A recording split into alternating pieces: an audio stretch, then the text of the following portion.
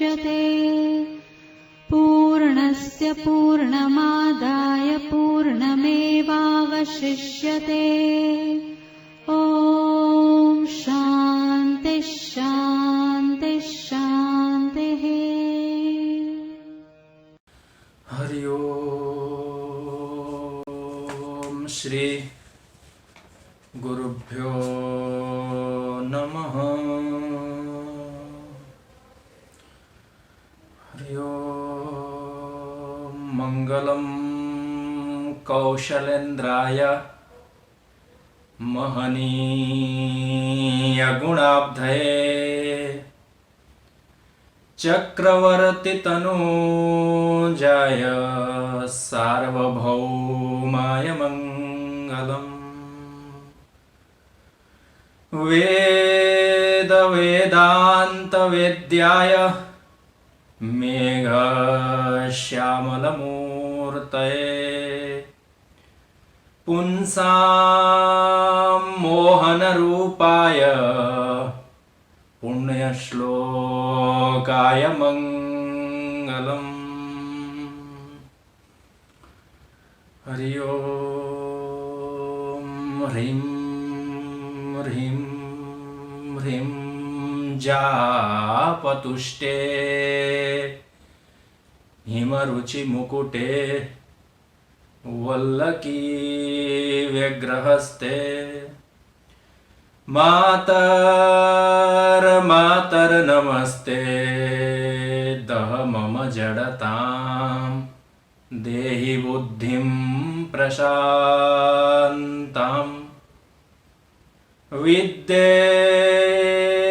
वेदांत वेद्ये श्रुति परिपठिते मोक्षदे मुक्तिमार्गे मार्गातीत स्वरूपे भव मम वरदा शारदे शुभ्रहारे शारदे शुभ्रहारे।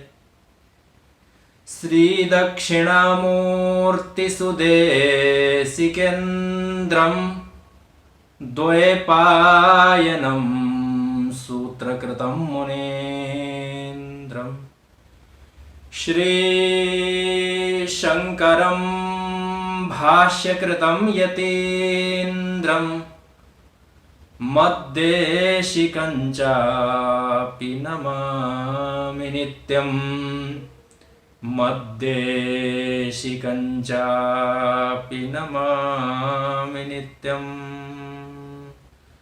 हरि ओम। सहनौ यशः सहनौ ब्रह्मवर्चसं ओम शांति शांति शांति। असंख्य कल्याण गुणगण निलय आनंद कंद चीन मूर्ति सच्चिदानंद परमात्मा की अहेतु की कृपा से पुनः एक बार शास्त्र चिंतन रूपी परम सौभाग्य प्राप्त हुआ है। इसमें परमात्मा का अनुग्रह और स्वयं के जन्मांतर के सुकृत मुख्य कारक हैं, ऐसा स्मरण करना चाहिए। प्रयत्न पुरुषार्थ इत्यादि अन्य आनुषंगिक कारण भी हो सकते हैं, परंतु मूल में ईश्वर अनुग्रह से ही यह संभव होने के कारण जहाँ नित्य निरंतर शास्त्रों का अभ्यास किया जाता है श्रवण के माध्यम से, तो ऐसे पवित्र, इस दृष्टि से पवित्र कि जिस स्थान में पूर्वज आचार्यों के द्वारा अनेक सत्पुरुष महापुरुषों के सत्संकल्प से सिंचित इस प्रेमपुरी अध्यात्म विद्या भवन मुंबई पुरी में नित्य शास्त्र श्रवण के इस पावन प्रसंग में फिर से उपस्थित होने का महत् सौभाग्य प्राप्त हुआ है। जिन परम पूज्यपाद श्रीमद स्वामी प्रेमपुरी जी महाराज के नाम से यह स्थान संचालित है, जहाँ वैसे विराट महापुरुषों के महत् सुसंकल्प और सत्संकल्प से वर्तमान में यह फलीभूत अवस्था को प्राप्त हुआ है, जो अत्यंत हर्ष की बात है। और संत भक्त समाज दोनों के ही लिए यह एक विशेष रूप से गर्व करने की भी बात है, जहाँ पर अत्यंत विकट परिस्थिति में भी शास्त्र श्रवण से विरत रहना किसी ने उचित नहीं समझा। अन्यथा कोटि ब्रह्म विद्यायाम, कोटिशः ब्रह्म विद्यायाम ऐसा कह करके जहाँ विघ्नों का कथन किया गया है, वहाँ ब्रह्म विद्या प्राप्ति के लिए कोई पुरुष प्रयत्नवान होता है तो उसके मार्ग में करोड़ों प्रकार के विघ्न और बाधाएं उपस्थित होती हैं। उन बाधाओं को अतिक्रमण करके विकट और विपरीत परिस्थितियों का अतिक्रमण करते हुए जिन कर्मठ और सुसंस्कृत तरीके से इस स्वाध्याय प्रवचन सत्र को सुचारू रखने में निरंतर लगे हुए सत्पुरुष लोग हैं, वह सब भी स्मरण के पात्र हैं। यह श्रोता वक्ता सभी के लिए और श्रोताओं के लिए भी, जो दूर दूर रह करके भी सुनने का अवसर जिनको प्राप्त हुआ है, उनके लिए भी यह अत्यंत सौभाग्य की बात है, ऐसा स्मरण करना चाहिए। और श्रुतियों का तो आदेश ही है कि स्वाध्याय प्रवचनाभ्याम मां प्रमदितव्यम, ऐसा कह करके श्रुति भगवती स्वयं आदेश देती है पुरुषों को, व्यक्तियों को, कि जरा सा भी अवसर मिले तो उस अवसर में छलांग लगा लेना चाहिए और उसको लपक के अवसर को हाथ में ग्रहण कर लेना चाहिए। ऐसा महत् यह फल है। इस फल प्राप्ति में सतत लगे रहना, और जो लगे रहने वाले हैं तद अनुशीली नाम, इसका नित्य निरंतर जो अनुशीलन करने वाले हैं उनके तो सौभाग्य का क्या ही कथन किया जाए। पुनः एक बार जिन परम पूज्य श्रीमद स्वामी जी महाराज के पावन नाम से और संकल्प से संचालित, स्थापित, वर्धित और वर्तमान काल में अत्यंत समृद्ध, पल्लवित, पुष्पित इस संस्था में फिर से यह एक उपक्रम का अंग बनने में अत्यंत हर्ष की अनुभूति हो रही है। कालो ही दुरतिक्रमः, ऐसा कहकर के नीतिकारों ने समय के संबंध में स्मरण किया है।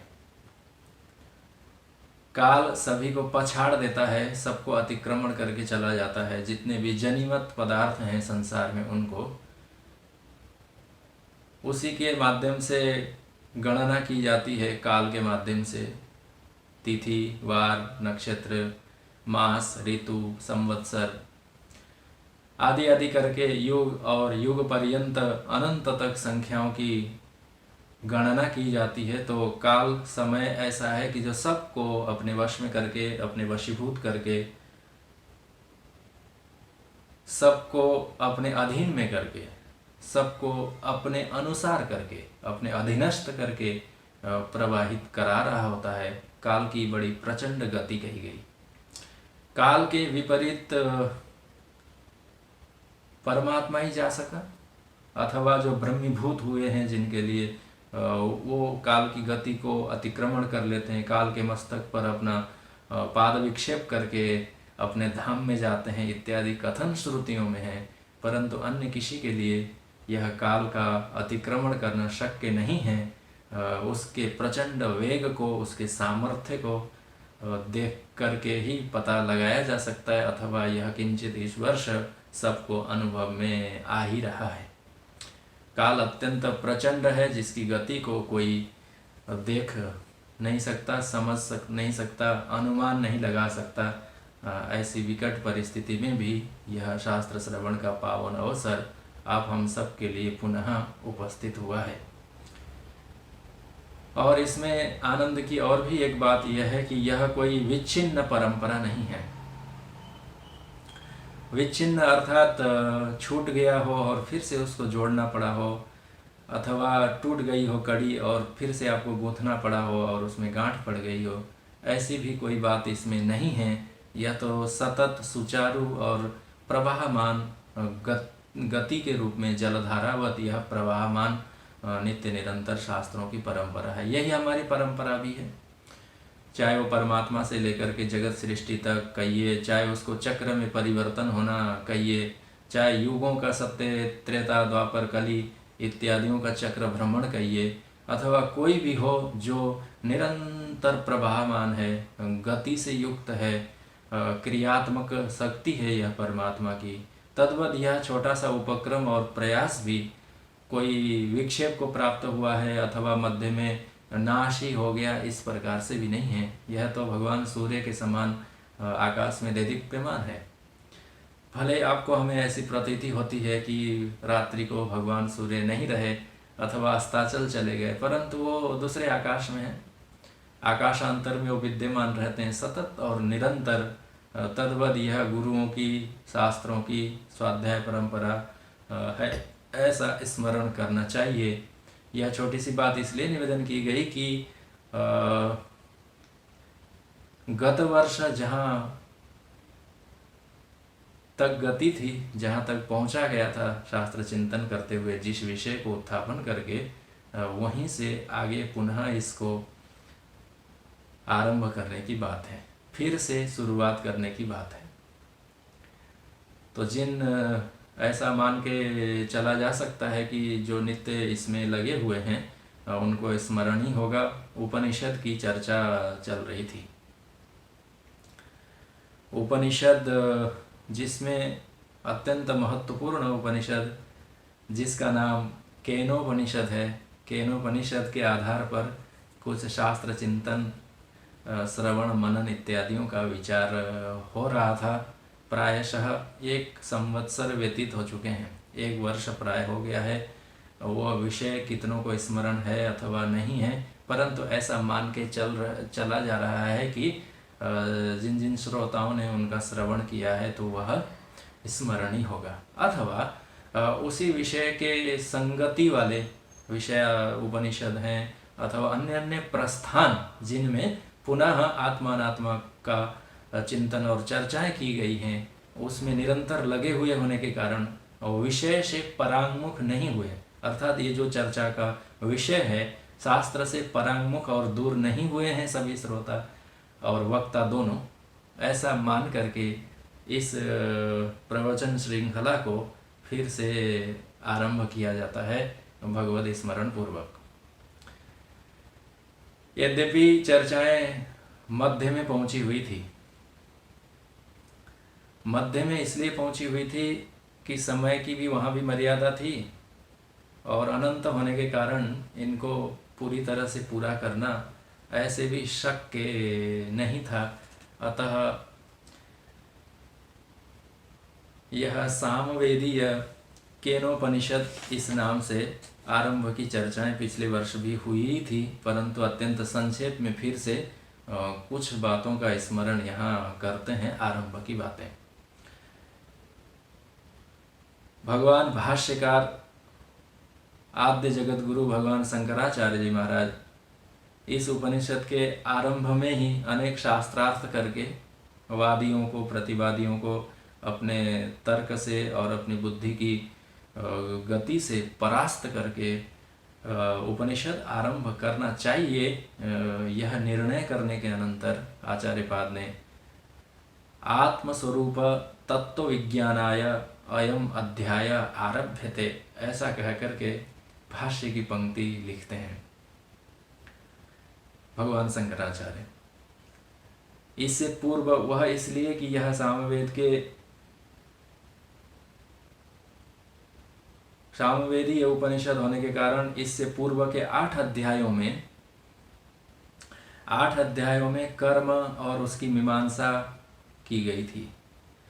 तो वह संपादन करने वाले लोगों ने कहा कि आगे भी यही होना चाहिए। जब 8 अध्यायों तक कर्मों की चर्चा की गई है, तो आगे ये जो 9वां अध्याय बचा है अथवा किंचित ब्राह्मण भाग बचा हुआ है, तो यह भी अवश्य ही कर्म संबंधी ही होगा, ऐसा कह करके उनका आग्रह था।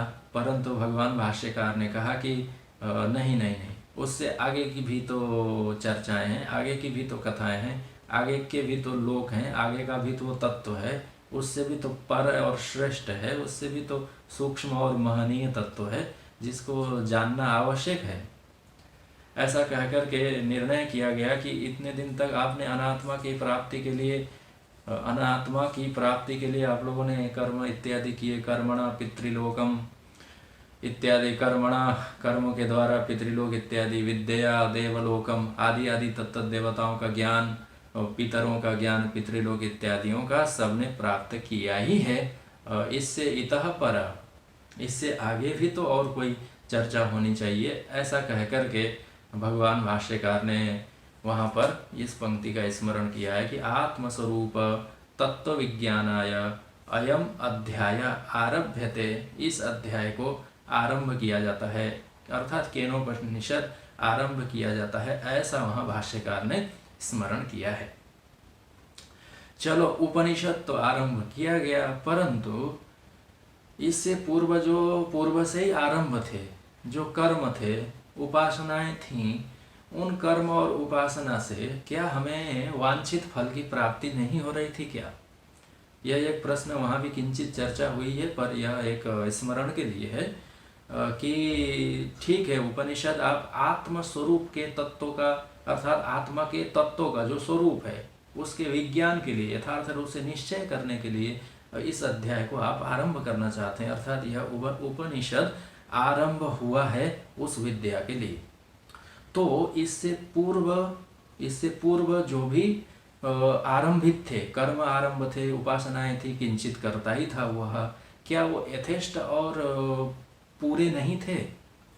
क्योंकि तत्तद मत में तो वह मानते ही हैं कि हाँ, बहुत ही कठोरता पूर्वक एवं नियम साधनों का संपन्न करके अथवा स्वाहा स्वधा इत्यादि वषटकार करके अपने अपने इष्ट और इच्छित लोक धाम देवता अथवा संसार के भौतिक जगत को भी प्राप्त कर लेने से ही तो हमें सुखानुभूति होगी अथवा कल्याण हो जाएगा। उससे आगे क्यों हमें क्या किस लिए ब्रह्म विद्या और आत्मा अनात्मा की चर्चा आरंभ करनी? यह कथन करने वाले लोगों की भी कमी नहीं है, और वो एक पक्ष है, स्वाभाविक रूप से ही है। भाष्यकार ने कहा कि आत्मा के स्वरूप को निश्चय करने के लिए यह अध्याय आरंभ किया जाता है। तो वहाँ पर प्रश्न यही उठाया गया था कि तो फिर अभी इन कर्म और उपासनाओं में कमी क्या है? इन उपासनाओं का भी तो हमें फल मिलेगा ब्रह्मलोक आदि जा करके, अथवा कर्मों का भी तो हमें फल मिलेगा इस संसार से ही।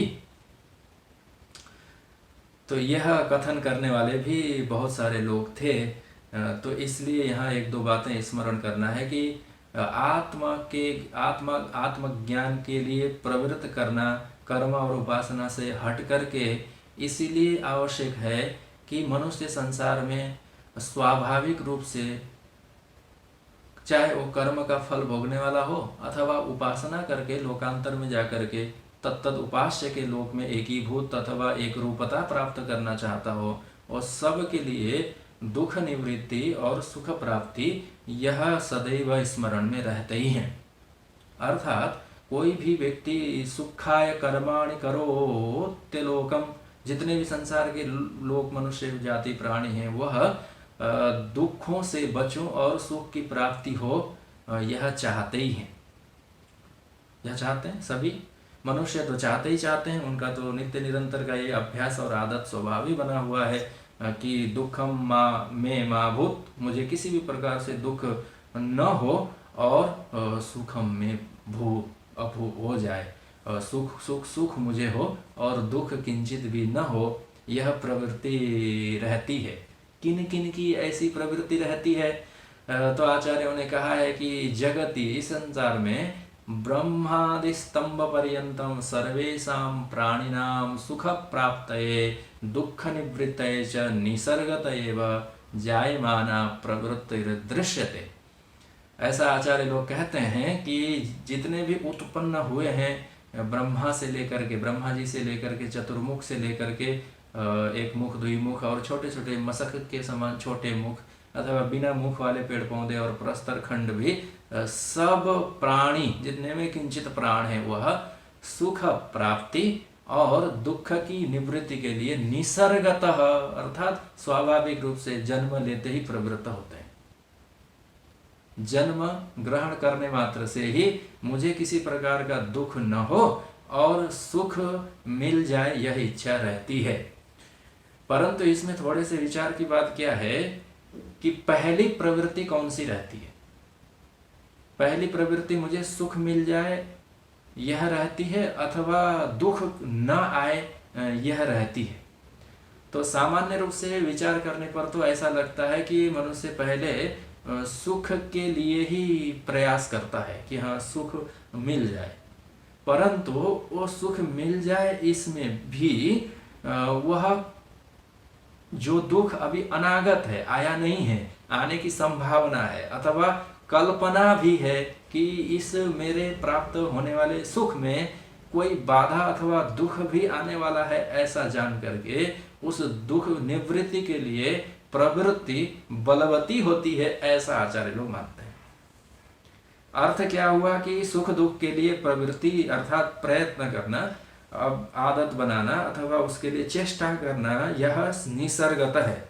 चर्चा फिर से स्मरण करें उपनिषदों की है और दुखों की अत्यंत निवृत्ति पूर्वक अपने आत्म स्वरूप को जान लेना यह मोक्ष है। यह ऐसा स्मरण में कर ले। वैसे मोक्ष के बहुत सारे लक्षण बताए गए हैं, पर अविद्या काम, अविद्या जो हेतुभूता है और उसके द्वारा काम कर्म इत्यादि की सकल निवृत्ति होकर के स्वात्मनि अवस्थान मोक्ष तदेव ब्रह्म सैव आत्मा इत्यादि स्मरण करना है। उसकी चर्चा हम लोग विस्तार पूर्वक यथा समय करेंगे। पर यहाँ प्रवृत्ति का प्रयोजक कौन है यह देखना आवश्यक है कि चलो भगवान भाष्यकार ने भी कहा कि आत्म स्वरूप के तत्व विज्ञान के लिए यह उपनिषद आरंभ किया जाता है।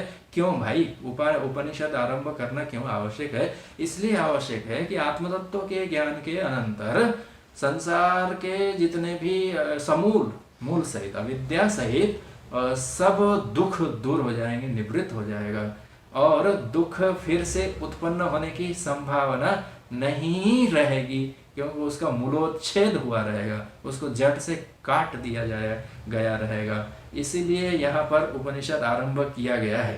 परंतु मनुष्यों की प्रवृत्ति किस प्रकार से रहती है कि दुख की निवृत्ति के लिए सब लोग प्रयास करते हैं और साथ में सुख भी मिल जाए, बीच बीच में ऐसी भी इच्छा रहती है, परंतु सुख प्राप्ति के अतिरिक्त दुख किसी भी प्रकार से छोटे से छोटा भी दुख न आए, ऐसी प्रवृत्ति सबकी रहती है। अर्थात दुख अब ये तो एक चिंतन की बात हुई। साथ में यदि मनुष्य विचार करके देखे कि हमने जीवन भर सुख प्राप्ति के लिए कितने उपाय किए और इस सुख में किसी प्रकार का कोई विघ्न और बाधा न आए, हमारे सुख और हमारे सुख के साधनों में कोई हानि न हो, कोई विघ्न न आए, कोई छीन के न ले जाए और ये सुख हमारे पास सदैव और सतत बना रहे, अर्थात वह तो उसके सुख का विपरीत हुआ ना, दुखी हुआ। उस दुख की निवृत्ति के लिए कितने प्रयास हुए, यह शांत चित्त से विचार करने पर ऐसी प्रतीति होती है कि हमने भी जीवन भर दुख निवृत्ति के लिए ही प्रयास किए। इसमें कोई दोष की बात नहीं है। दुख है तो उसको हटाने की भी बात होनी ही चाहिए। तो दुख निवृत्ति के लिए अधिक प्रयत्न, बलवती प्रयत्न करता है और दुख हट गया तो उसको सुख की प्राप्ति होती ही है, क्योंकि वो सुख के संबंध में तो जानता ही है। अर्थात वो ये सोचता है कि चलो मैं हवन करूं और इससे देवता को प्रसन्न करूं, जिससे देवता से मुझे फल मिलेगा, सुख होगा। परंतु उसमें कितने विघ्न आने वाले हैं, वर्षा होने वाली है कि बाढ़ आने वाला है कि कोई भूत प्रेत पिशाच बाधा करने वाले हैं, रक्षो हवलगहनम इत्यादि मंत्र पढ़ करके सरसों के दाने छिड़क करके दुखों की निवृत्ति के लिए कर्म कांड करने वाला पुरुष भी उसको प्रयास करता है कि दुख बीच में ना आए और बाद में जाके सुख हो। अर्थात दुख निवृत्ति के लिए ही वो प्रयास करता रहता है। और यह प्रयास किस प्रकार का रहता है? तो आचार्यों ने कहा कि स्व ज्ञान और स्व क्रिया शक्ति अनुसारी, अर्थात जितना ज्ञान है उसी ज्ञान के अनुसार, और जितनी शक्ति और सामर्थ्य है उस व्यक्ति का, वो उतनी ही शक्ति और सामर्थ्य के अनुसार उस दुख की निवृत्ति और उस सुख की प्राप्ति के लिए निरंतर प्रयास करता रहता है जीवात्मा। ये एक जीवात्मा क्यों, प्राणी नाम, मनुष्य मात्र नहीं होकर के प्राणी मात्र की यह प्रवृत्ति रहती है कि मुझे किसी प्रकार से दुख नहीं आए और फिर सुख की भी प्राप्ति होती हो। और क्या क्या साधन अपनाता है? चलो, दुख को हटाने का प्रयास करना कोई पाप और अपराध नहीं है। दुख आने वाला है तो दुख हटाना ही चाहिए। आचार्य पतंजलि भी कहते हैं हेयम दुखम अनागतम, और ये जो अभी नहीं आया अनागत दुख है उसको हटाया जा सकता है, हटाना चाहिए, हटाने का प्रयास करना चाहिए, हटने वाला है। क्यों? क्योंकि जो पूर्व ही आ चुका जो दुख, उसको तो हमने भोग के जैसे तैसे भी रोध होकर के भी हमने उस दुख को सहन कर लिया, और वर्तमान काल में जो दुख प्रवृत्त हो ही गया है उसको भी जैसे तैसे सहन करके, अथवा जैसे भी पीड़ित होकर के उसको भी हम सहन कर ही लेंगे। परंतु ये जो अभी अनागत दुख है, अभी आया नहीं है, कब आएगा, कैसे आएगा, कितनी मात्रा में आएगा, कितनी बल वाला आएगा, कितने दिन तक के लिए आएगा, अभी अनागत है ना, जानते नहीं है। तो वो अनागत दुख की निवृत्ति के लिए यह जो प्राणी है सतत चेष्टा करते रहते हैं। कैसे? अपने शक्ति और सामर्थ्य के अनुसार। तो इसमें शक्ति और सामर्थ्य क्या है इनका? तो कर्म कांड करने वाला होगा तो कर्म उसका साधन है, कर्म से दुख की निवृत्ति करना चाहता है। मृत्यु रूपी दुख आया तो वो सोचता है, इसमें दोष की बात नहीं है, वो ये उतना ही जानता है, क्योंकि सो क्रिया शक्ति अनुसार और सो ज्ञान अनुसार ही तो वह उस दुख से निवृत्ति का प्रयास करेगा ना। क्योंकि उसको तो ये तो पता नहीं है कि आत्म प्राप्ति के अनंतर सकल दुख और उसकी सारी श्रृंखला छिन्न हो जाएगी और अज्ञान का ही जड़ काट दिया जाएगा। तो फिर उससे होने वाले काम कर्म और शरीर, उसका भोग, जन्म, मृत्यु इत्यादि सब छिन्ने मूले नैव शाखा न पत्रम, छेदन कर दिया गया जिसके जड़ों को, तो फिर उससे शाखा, पुष्प, पल्लव इत्यादि फल होने की कोई संभावना नहीं है। ये तो जानता नहीं ना, तो वो कर्म करने वाला है, इसलिए वो क्या सोचता है कि मैं अपने कर्मों के माध्यम से और इस कर्मों के ज्ञान के माध्यम से अनागत जो दुख है आने वाला, वह आगामी दुख को मैं हटाऊं किस प्रकार से, यह नित्य निरंतर सोचता रहता है। अब इसमें कठिनाई क्या है कि आगामी दुख कितने हैं और आगामी सुख कितने हैं, अज्ञानी होने के कारण इस जीवात्मा को पता नहीं रहता है। किंचित तो उसके है ही, वो आशा में रहता है कि हाँ छोटी सी बाधा आएगी और बड़ा सा सुख आएगा, ऐसा सोच करके वो अनागत दुखों को हटाने के लिए अपनी बुद्धि अर्थात ज्ञान, अपना बल अर्थात क्रिया शक्ति को लगाता है। कोई मंत्र जपता है, बहुत सारा मंत्र जप के वो सोचता है कि मैं तो इस ग्रह के बाधा को दूर ही कर लूंगा। राहु केतु की बड़ी भयंकर दृष्टि पड़ी हुई है, ग्रहण योग बना हुआ है, इस ग्रहण योग को अमुक अमुक अमुक प्रकार के मंत्र जप करके, अथवा सोचेगा कि मंत्र जपने का अवसर नहीं है तो एक मोटी सी अंगूठी पहन करके जिसमें रत्न इत्यादि, उनसे काम होता है, उनकी निंदा नहीं है।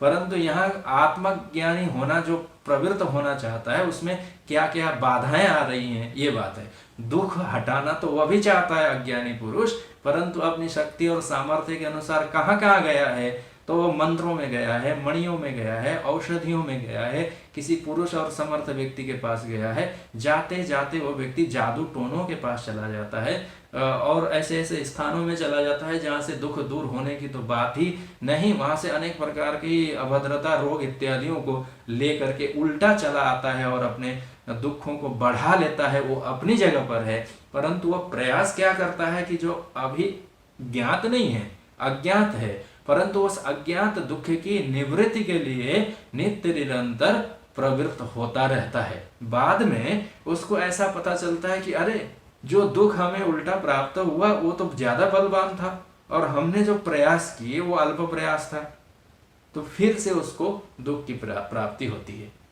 सुखाय कर्माणि करोति लोकम, और फिर से पुनः पुनः उसको दुख की प्राप्ति होती रहती है। पर वो ये समझ नहीं पाता और फिर सोचता है कि नहीं, इससे ज्यादा शक्ति और सामर्थ्य से, ज्यादा ज्ञान से, ज्यादा बल बुद्धि लगा करके मैं इस अनागत दुख को दूर करूंगा। यह इच्छा और चेष्टा उसकी सतत रहती है।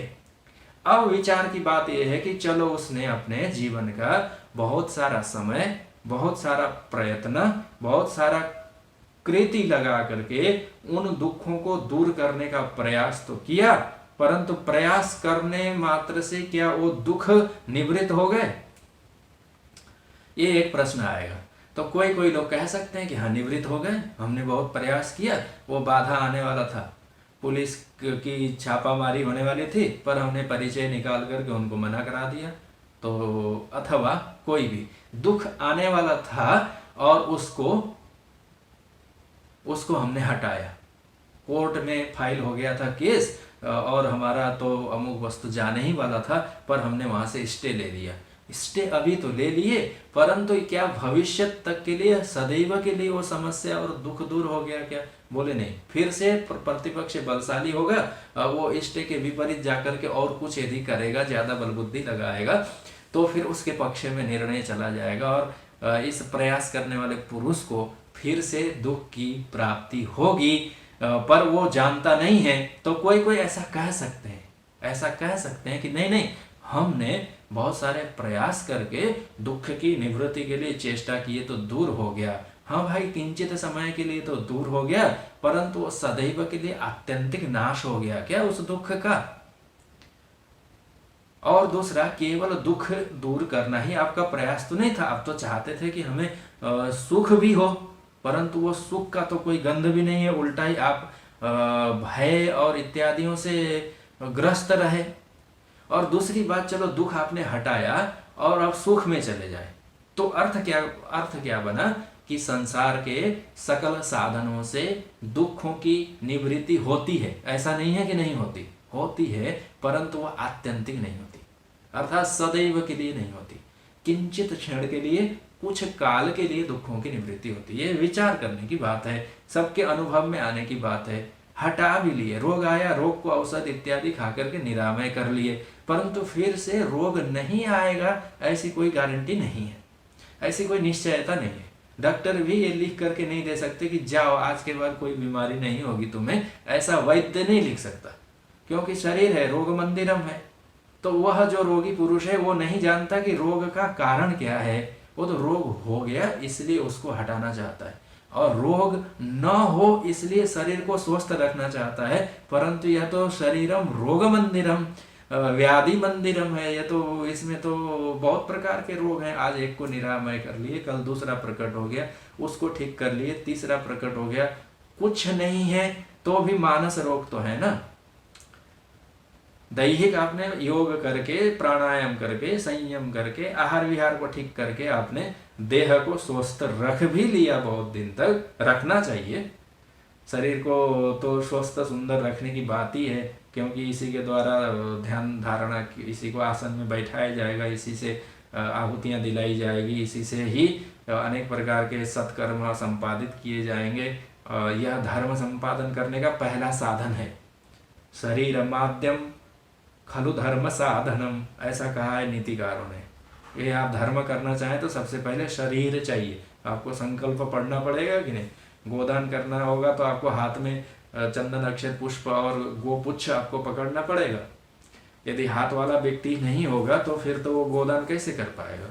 इसलिए कर्म में ऐसा निश्चय किया गया है कि जो अंग भंग वाले हैं वो कर्म के अधिकारी नहीं है, क्योंकि उसको संकल्प पढ़ना है और हाथ में चंदन अक्षत लेना है, गोपुच्छ पकड़ना है, आहुति देनी है, बड़ी सी श्रुबा, सोने की श्रुबा आपको पकड़नी है, तो फिर तो कैसे वो पकड़ पाएगा।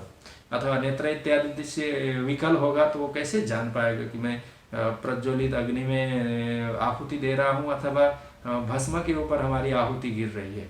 तो इन सब को भी यथायोग्य तरीके से सुरक्षित और सबल रखने की बात है। इसमें कोई दोष और निंदा की बात नहीं है, परंतु इतने सारे इतना उपाय और चेष्टा करने पर भी क्या यह शरीर सदैव के लिए सुखी और निरोग रह सकता है, अथवा वृद्धत्व इत्यादि जो दुख है वो नहीं आएंगे, ऐसा होगा क्या? प्रयास करने से बहुत दिन तक के लिए तो होगा, परंतु वह आत्यंतिक नहीं है, यह बात यहाँ कहना चाहते हैं। अर्थात दुख निवृत्ति साधनों से होती है, परंतु वह निवारण सदैव के लिए नहीं है, चिरस्थायी नहीं है, वो अस्थायी है, किंचित काल के लिए है, किंचित समय के लिए है, किंचित देश के लिए है। दैहिक चीजों को ठीक भी कर लिए तो अध्यात्म की चीजें, मानस रोग इत्यादि नित्य निरंतर नए नए निकलते रहते हैं। अब कौन जानता था पहले से इतनी बड़ी विपत्ति आएगी? अब इसकी तैयारी करके रखते तो भी कितनी तैयारी करके रखते। चाहे कोई भी देश की संस्थाएं हो, बड़ी व्यवस्था हो, बड़े बड़े राज्य हों, उनके संचालन करने वाले कर्ता लोग हों, कोई भी हों, आखिर इतने बड़े दुख को आने वाला है ये कौन अनुमान कर सकता था? कितना भी उपाय करके रखते, कितना भी आप अन्न भंडारण करके रखते, कितना भी रखते, तो एक दिन न एक दिन तो ऐसा तो आया ही कि आपको सब कुछ भय छोड़ करके फिर से निकलना पड़ा। तो कोई भी साधन, कोई भी संग्रह दुखों की आत्यंतिक निवृत्ति के लिए उपकारक नहीं है। दूसरा, चलो मान भी लें कि किंचित काल के लिए भी दुख निवृत्त हो गया, तो क्या यही छोटा है? इसको छोड़ करके आत्मा अनात्मा के लिए प्रवृत्त होना जरूरी है क्या? तो बोले कि हाँ, उसमें इसलिए जरूरी है कि सुख तो प्राप्ति की इच्छा ही होती ही है ना। तो बोले हाँ, दुख निवृत्ति पूर्वक सुख की प्राप्ति होती है, और दुख का तो निवारण किया ही इसलिए जाता है कि सुख मिले, नहीं तो दुख का केवल निवारण करने में कोई तात्पर्य नहीं है। यद्यपि पहले दुख का निवारण करने में ही मनुष्य प्रवृत्त होता है, अर्थात झट से देख लेता है हो ये दुख आने वाला है, सुख को छोड़ करके दुख को हटाने का प्रयास करता है। यही प्रवृत्ति है, यही मनुष्य का स्वभाव है, यही उसका व्यवहार और यही आचरण है। जहां भी संभाव्य भी दुख हो, आने वाला हो, ऐसा प्रतीत मात्र भी हो, तो अपना सुख छोड़ करके उस दुख को हटाने का प्रयास करता है, और यही है। और चाहे तो आप उसको ऐसा समझ सकते हैं कि जैसे कोई खाद्य पदार्थ इत्यादि हैं और गलती से आपकी थाली में कोई ऐसी चीज आ गई, अपने घर में नहीं, घर में तो आप उसको उठा करके अन्यत्र रख सकते हैं। मान लें कि आप किसी के में भोजन करने के लिए गए हुए हों, और भोजन करने आपने गए तो आपको कोई ऐसा पदार्थ उस थाली में परोस दिया गया जो आपको उतना रुचिकर नहीं है, तो आप उसको क्या करेंगे? अब उसको फेंकना भी उचित नहीं है, क्योंकि आप जानते हैं कि अन्न की निंदा और उसका तिरस्कार उचित नहीं है, पाप के भागी बनेंगे। तो आप आंख बंद करके उसको खा लेते हैं कि चलो खा लें और इसको जल्दी से झट से समाप्त कर लें। वहाँ आपके में पायस भी है, बहुत मिष्ठान्न भी है, पूड़ी भी है, हलवा भी है, सब कुछ रखा हुआ है, परंतु एक ऐसी चीज है रुचिकर नहीं है आपके लिए, कषाय और कटु है, मधुर नहीं है। क्योंकि शास्त्र की विधि है भोजन करने की कि मधुरे न समापय, अंतिम में जो मधुर पदार्थ है उसको खाना चाहिए। जो मीठा है, मिष्ठान्न इसलिए अंतिम में खिलाया जाता है क्योंकि विधि है उस प्रकार की। और कोई कषाय तिक्ता अथवा आपके लिए अरुचिकर पदार्थ वहां पर रखा हुआ हो, थाली में गलती से आ जाए, तो आप उसको जिस प्रकार से पहले ही खा करके समाप्त करते हैं, और उसका सामान्य सा तात्पर्य यह है कि जो दुख देने वाला है, जो आपके लिए रुचिकर नहीं है, जो आपको उतना प्रिय नहीं है, उस प्रिय अप्रिय पदार्थ को आप पहले दूर करना चाहते हैं। और तद्वत संसार में भी दुखों का दूर सबसे पहले हम चाहते हैं, उसके अनंतर सुख का विचार करते हैं कि हाँ सुख उचितम, सुख आ गया ठीक है, परंतु उससे पूर्व दुख हटाना चाहते हैं। तो थाली में कोई पदार्थ आ गया जो आपको प्रिय नहीं है, आपने उसको झट से खा लिया।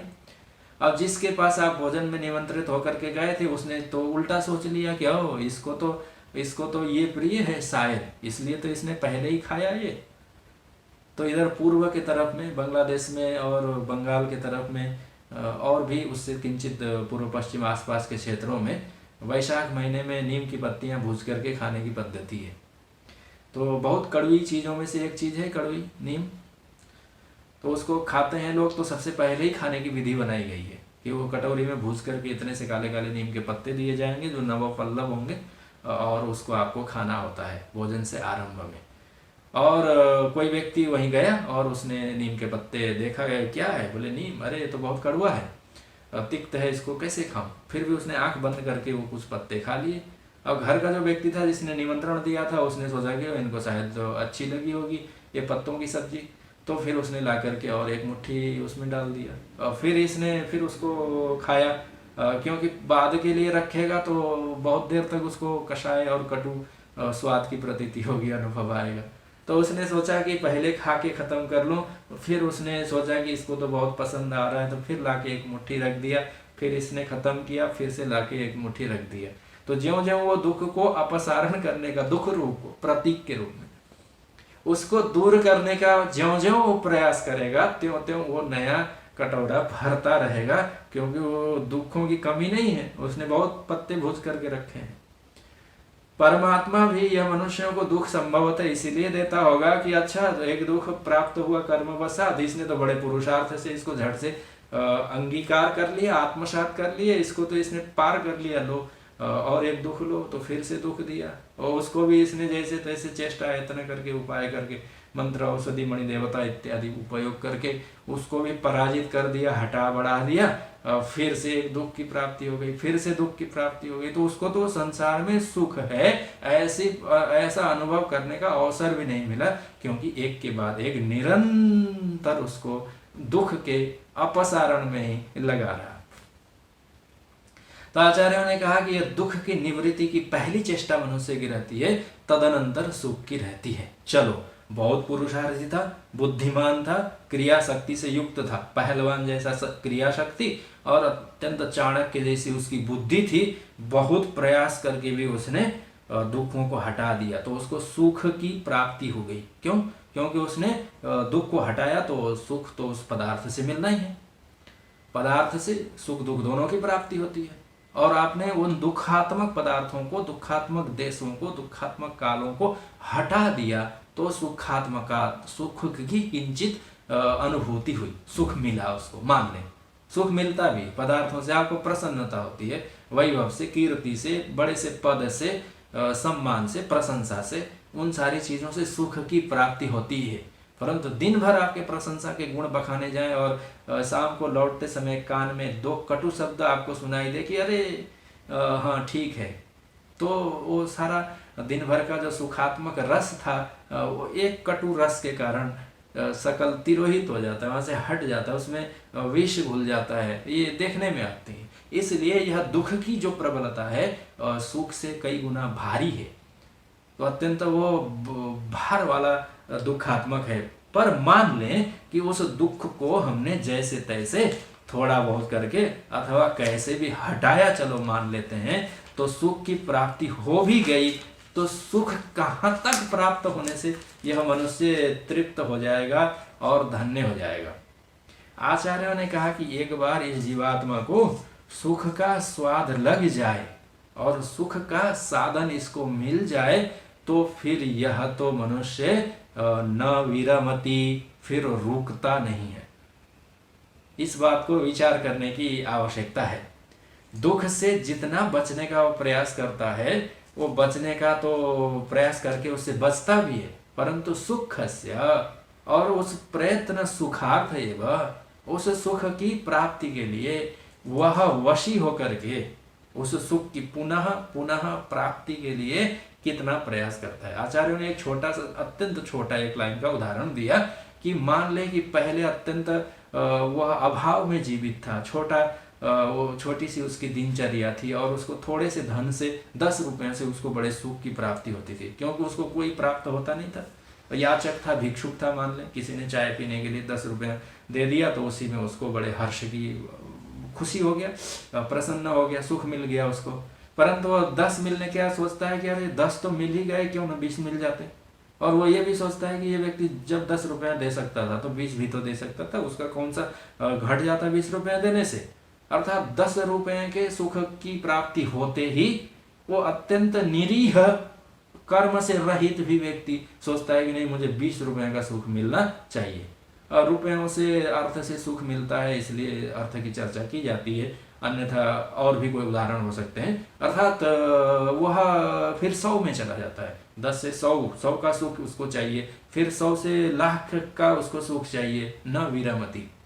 सुख सुख सुख की वो सीढ़ियां, ऐसी सीढ़ियों की वो कल्पना करता है कि फिर वो सोचता नहीं है कि बस बस अलमिति इतने सुख से मेरा काम चल जाएगा। वो ऐसा नहीं सोचता, इतने परिमाण सुख से मुझे हो गया। जैसे दुख के बारे में होता है, बस बस बस इससे ज्यादा मैं सहन नहीं कर सकता, ऐसा लोग कहते हैं, पर समय आने पर उनको सहन करना पड़ता है। कोई लोग सहन नहीं कर पाते तो उन लोग यह लीला समाप्त कर देते हैं अपना वो अपवाद स्वरूप, पर सामान्य रूप से बोलने पर भी सहन कर लेते। परंतु सुख और सुख के साधनों की ज्यों ही इसको प्राप्ति हो जाती है, यह मनुष्य न विरमति, फिर वो रुकता नहीं है।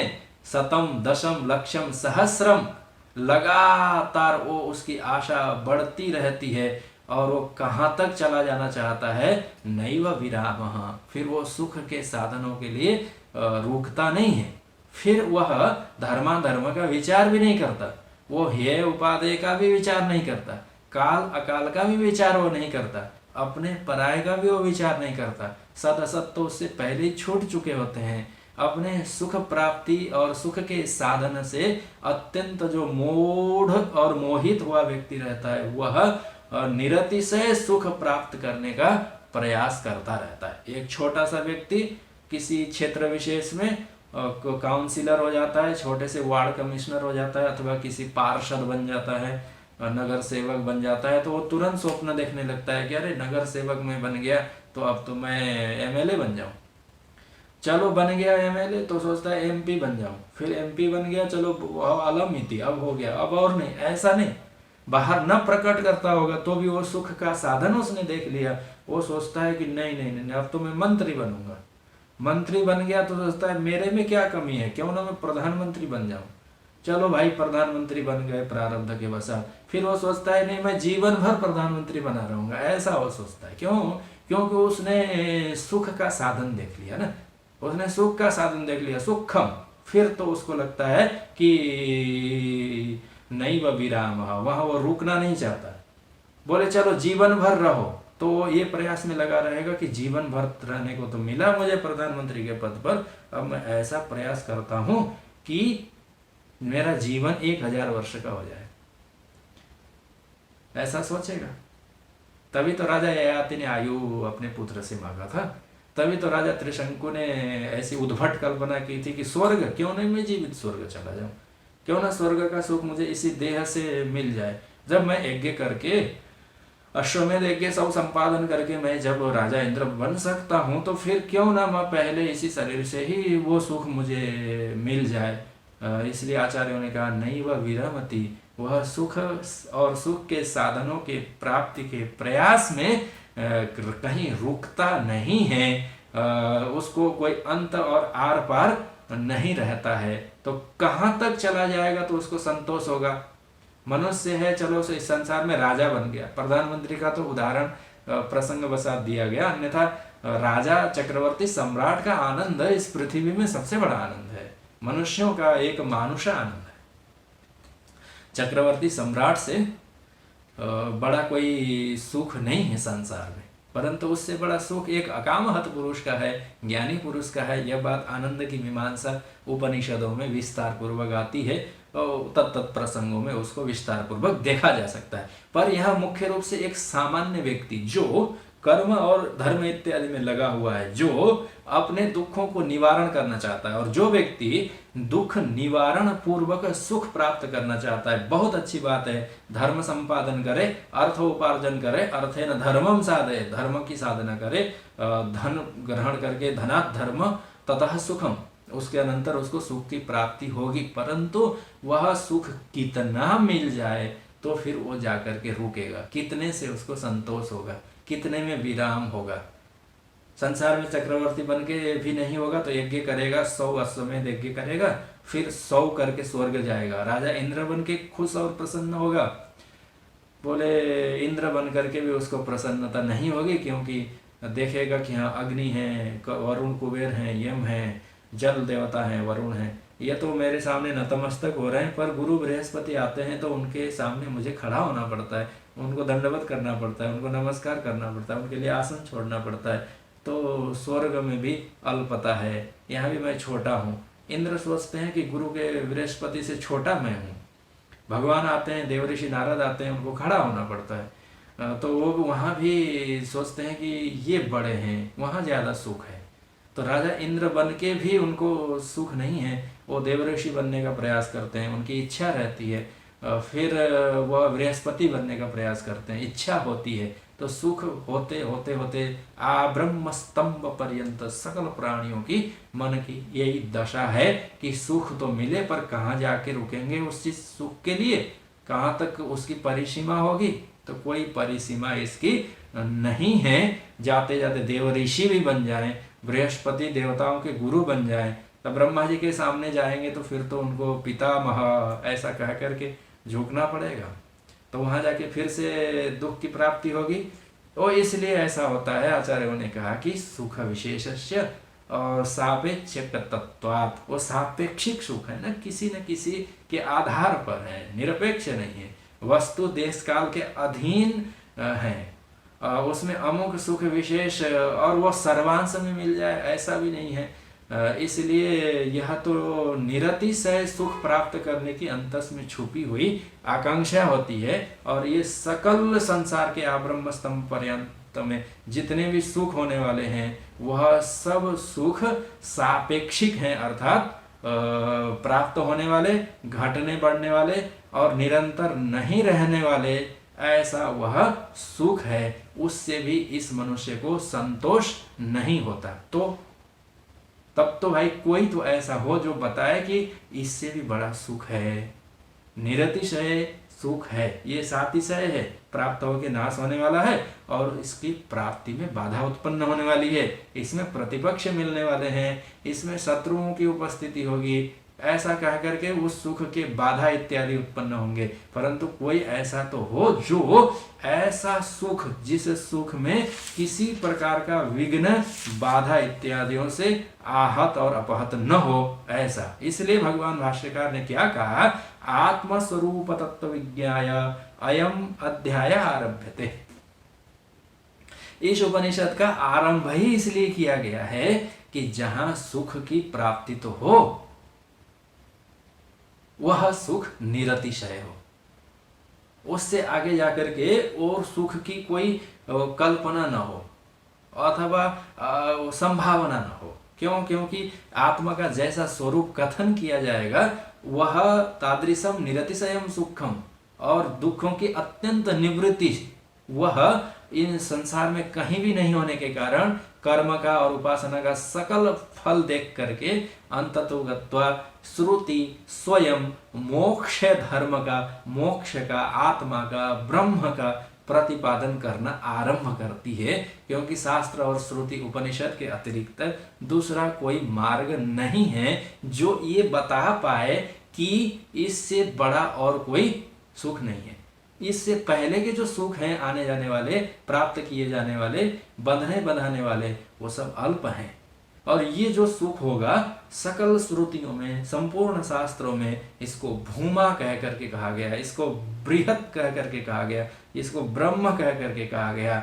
ऐसे सुख जो निरतिशय है, निरतिशय अर्थात उसके बाद और कुछ भी प्राप्तव्य नहीं है, ज्ञातव्य नहीं है, ऐसा जो आत्म स्वरूप है, ये भी कहना यहाँ श्रुति को अभिप्रेत है। ऐसे आत्मा, ऐसे ब्रह्म, ऐसे तत्व विशेष के प्रतिपादन के लिए यह श्रुति प्रवृत्त हुई है, मनुष्यों के कल्याण के लिए। इस अर्थ में यह अध्यात्म विद्या, ब्रह्म विद्या केनोपनिषद के रूप में आरंभ किया गया था, ऐसा स्मरण करना चाहिए। का अर्थ क्या हुआ कि दुखों की अत्यंत निवृत्ति पूर्वक ऐसा सुख जो निरतिशय हो, उससे बड़ा, उसमें निर्विकल्प हो, कोई विकल्प न हो। स्वर्ग चला जाए तो ब्रह्मलोक की कल्पना होती ही है, उसमें विकल्प हो गया। ब्रह्मलोक चला जाए तो फिर भगवान विष्णु नहीं दिखेंगे तो कहना पड़ेगा विष्णु लोक कुत्र अस्ति। फिर वैकुंठ चला जाएगा तो देखेगा वहां, अरे यहाँ तो साकेत नास्ति, तो फिर साकेत में चला गया। फिर वहां गया ब्रह्मलोक नास्ति, तपस्या करके तपलोक चला गया, वहां सब ऋषि मुनि तो बैठे हुए हैं, देवता नास्ति, देवताओं का लोक नहीं है। तो सापेक्षिक है, एक है तो दूसरा नहीं है, इस प्रकार से अल्प है। इसी बात को यहाँ द्वितीय खंड में आरंभ किया जाएगा। इसलिए यह जो जंतु है अर्थात जितने भी प्राण जाति हैं प्राप्त सुख की अपेक्षा से अधिक अधिक अधिक और अधिक पाना चाहता है, तो यह अधिकता की पराकाष्ठा जो होगी वह आत्मा, वह मोक्ष है और वो ब्रह्म होगा। उसी ब्रह्म विद्या आरभ्यते, ब्रह्म विद्यार्थम उपनिषद आरभ्यते। यह भी बात भगवान भाष्यकार उसी पंक्ति में आरंभ करते हैं। तो अर्थ क्या हुआ कि चूंकि जिसलिए कि यह मनुष्य जन्म से ही निरतिशय सुख को चाहता है, इसलिए निरतिशय सुख इसको पदार्थों से प्राप्त नहीं हो सकते। तो श्रुति क्या चाहती है कि यह पदार्थों को त्याग करके, वैराग्य करके, इनको छोड़ करके, इनके मस्तक पर पैर रख करके इससे आगे बढ़ जाए तो उसको निरतिशय सुख इत्यादि प्राप्त होगी। अच्छा, ये जो सुख है पहले के पदार्थ हैं वो तो हाथ पैर इत्यादि से ग्रहण करते थे, मन बुद्धि से विचार करते थे। जो सातिशय सुख है अर्थात आपको अमरूद के फल खाने से सुख होता है, तो आप इलाहाबाद चले जाएंगे, प्रयागराज, वहाँ के अमरूद बड़े प्रसिद्ध हैं, वहाँ जाकर के आप खरीद के खा लेंगे तो सुख की प्राप्ति होगी। तो वहाँ आप चल करके गए, हाथ से आपने ग्रहण किया और जैसी भी बुद्धि अथवा संग्रह साधन किए अर्थात तत्त कर्म करके किसी ने बता दिया, इलाहाबाद के किसी पंडित ने आपको बताया, वहाँ के पुरोहित ने, हाँ प्रयागराज के अमरूद बहुत अच्छे हैं, आओगे अमरूद खाने तो संगम डुबकी लगाने का भी तुमको सौभाग्य प्राप्त होगा और सुख मिलेगा। ऐसा कह करके उसने आपको वहाँ निमंत्रण दिया तो आप चले गए। तो इत्याकारक क्रिया और इत्याकारक कर्म, इत्याकारक विधि इत्यादि इत्यादि संपादन करके किसी पंडित पुरोहित के द्वारा कहे जाने पर अथवा कोई आप्त व्यक्ति ने कह दिया जाओ इलाहाबाद, ऐसे मुंबई से इलाहाबाद तक बीच में इटारसी और भोपाल इत्यादि पढ़ेंगे, ऐसा कहा किसी ने, तो तद्वद यह जो निरतिशय सुख है, जो सुखों की पराकाष्ठा है, उसको प्राप्त होना होगा ये बताएगा कौन? तो इसलिए यहाँ ये बताने वाला जैसे चलने के लिए पैर हैं, ग्रहण करने के लिए हाथ हैं और अच्छा है बुरा है विकल्प करने के लिए मन है, हाँ ये तो मेरे लिए उचित ही है ऐसा कह करके विचार करने के लिए बुद्धि है, और रूपवान पदार्थ को देखने के लिए नेत्र हैं, शब्दों को सुनने के लिए कान है। अर्थात इसको संक्षेप में ऐसा समझे कि ये प्रमाण है ना। कोई आप रूपवान पदार्थ, इदम पुस्तकम, यह देखने के लिए आपको नेत्र चाहिए, पुस्तक। तद्वद कोई शब्द है, स्तुति है, मंत्र है, गीत है, वाद्य है, संगीत है, ऐसा सुनने के लिए कान, सूंघने के लिए नासिका, चखने के लिए जिह्वा, 5 प्रकार के विषयों के लिए 5 प्रकार की इंद्रियां अर्थात ज्ञानेन्द्रियां है ना। 5 ज्ञानेन्द्रियों से ये विषयों के प्रति प्रमाण होती है। चाक्षुष प्रमाण है और कहीं कहीं मानस प्रमाण भी उसको माना गया, अथवा छू करके, भाई कैसे जाना, अरे हमने छू करके देखा, मैं जानता हूँ ये कोमल है, रुई है, अथवा कठोर है तो ये कोई पत्र पुष्प है इत्यादि आप छू करके निर्णय करते हैं। तद्वद ये निरतिशय सुख है आत्मा, ऐसा निर्णय करने वाला कौन है? तो उसको यहाँ पर भगवान भाष्यकार कहते हैं उपनिषद इति विद्या उच्यते। ये भी आद्य जगत गुरु भगवान शंकराचार्य महाराज की भाष्य की ही पंक्ति हैं। वो कहते हैं कि क्या करें, नेत्रवान पुरुष नेत्र से हाथ से इशारा करके ये आत्मा है, ये सुख है ऐसा बता नहीं सकता, वो सातिशय हो जाएगा। और दूसरा छू करके भी उसको बता नहीं सकते, अनिंद्रिय है। इसकी चर्चा पहले के सत्रों में भी हुई है, फिर से भी होगी। वो अवांग मनस गोचरम इत्यादि कह करके भी है। और यहाँ केनोपनिषद में तो उसको स्पष्ट रूप से एन मनसा न मनते येनाहुर्न मनोमतम तदेव ब्रह्मतम विद्धि नेदम यदिदमुपासते न तत्र चक्षुर्गच्छति न वाक् गच्छति न मनो न विद्मो न विजानीमो यथा एतद् अनुशिष्यात् अन्यदेव तद्विदितात् अथो अविदितात् अधि, ऐसा कह करके उत्कृष्ट रूप में आत्म तत्व का प्रतिपादन किया है। तो जिस प्रकार से रूप के लिए नेत्र अर्थात चक्षु इंद्रिय ही परम प्रमाण है, सुन करके आप रूप को नहीं जान सकते, तद्वद निरतिशय सुख स्वरूप यह जो दुख निवृत्ति पूर्वक, निरतिशय दुख निवृत्ति पूर्वक निरतिशय सुख की प्राप्ति का प्रमाण क्या है? तो वेदांत नाम उपनिषद प्रमाणम, यही उपनिषद, यही ब्रह्म विद्या के लिए प्रवृत्त हुए उपनिषद को ही इसका परम प्रमाण मानना चाहिए। अर्थात है ही, यह उपनिषद से ही यह आत्मा है और यह आत्मा ऐसा है, ऐसा कह करके प्रमाणित किया जाएगा। तो इसी का आश्रय है, यहाँ इसी की चर्चा है। जो उपनिषद है परम प्रमाण है।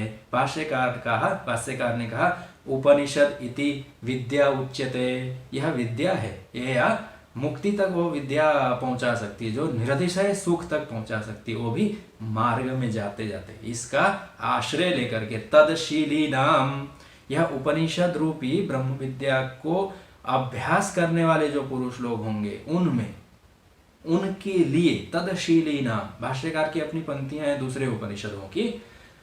यह उपनिषद ग्रंथ को भी उपनिषद कहा गया, इस उपदेश को भी उपनिषद कहा गया। यह गुरु शिष्य संवाद के रूप में शब्दों के माध्यम से जो श्रुति ख्यापन करके उसको लक्षित जो कराना चाहती है, वह इसी का नाम उपनिषद है।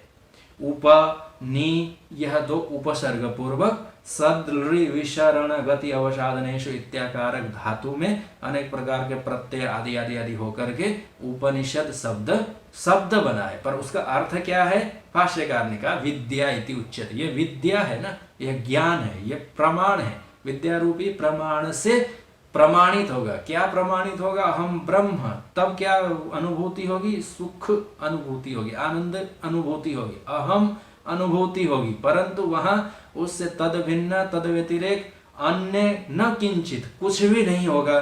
तो वहां कोई कंपटीशन नहीं है, तो तुलना होगी, तुल्य मूल्यता होगी, तारतम्यता होगी, ऊपर नीचे होगा, तभी तो सुख छोटा और बड़ा जाना जाएगा। वहां तो एकमेव अद्वितीय सद रहेगा। यह भी चर्चा आने वाली है।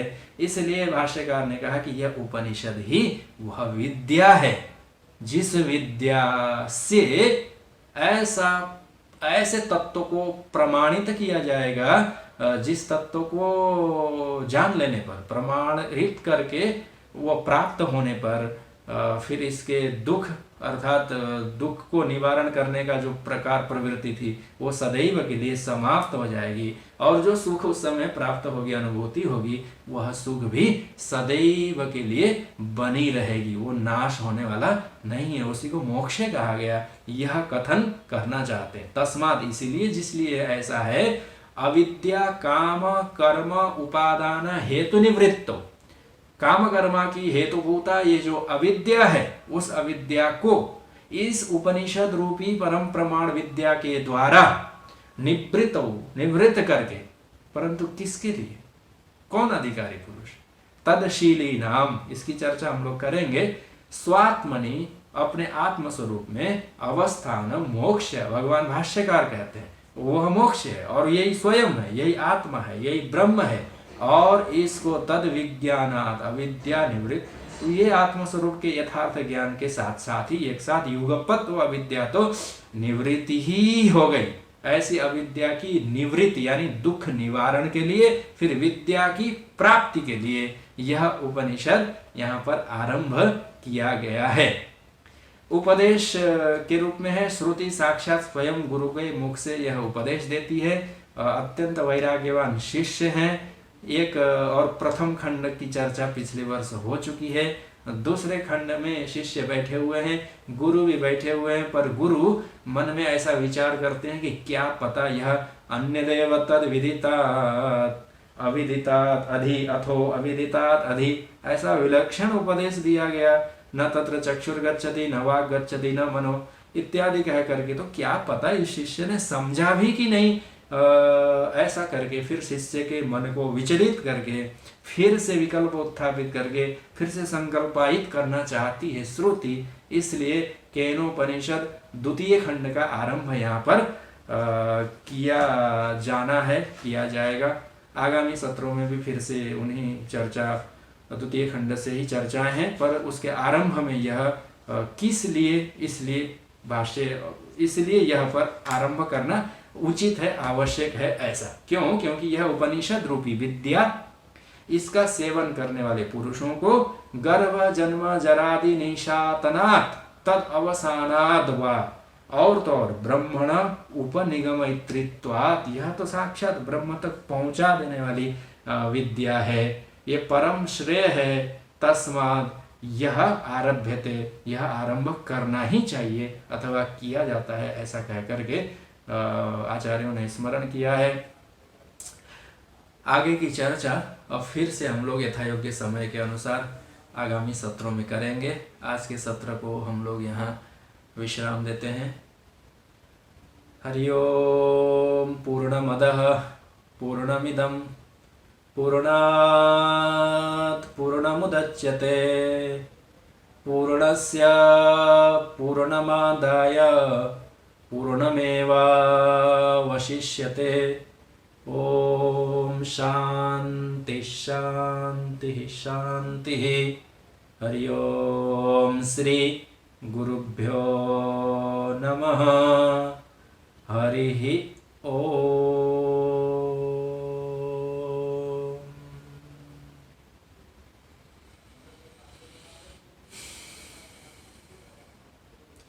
बोलिए सच्चिदानंद भगवान की, सद्गुरुदेव महाराज की, काशी विश्वनाथ महादेव की, गंगा मैया की। ओम नमः पार्वती पतये। हर हर महादेव।